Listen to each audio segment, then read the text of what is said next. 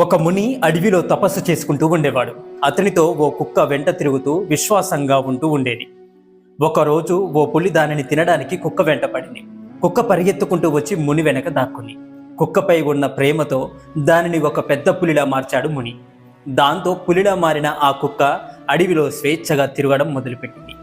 ఇంతలో దానికి ఒక సందేహం వచ్చింది. అసలే ముని దయ జాలి కలిగినవాడు.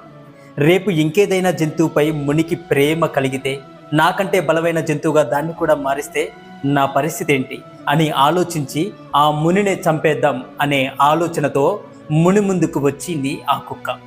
కుక్కని పులిలా మార్చిన ముని దాని మనసులోని భావాన్ని గ్రహించి దానిని మళ్ళీ కుక్కలానే మార్చేశాడు. ఇది నేను చెప్పిన కథ కాదు, ఇది మహాభారతంలోని కథ. ధర్మరాజుకి భీష్మ పితామహుడు రాజధర్మాలను వివరిస్తూ అర్హతకు మించి ఎవరికైనా పదవిని కానీ గౌరవాన్ని కానీ ఇస్తే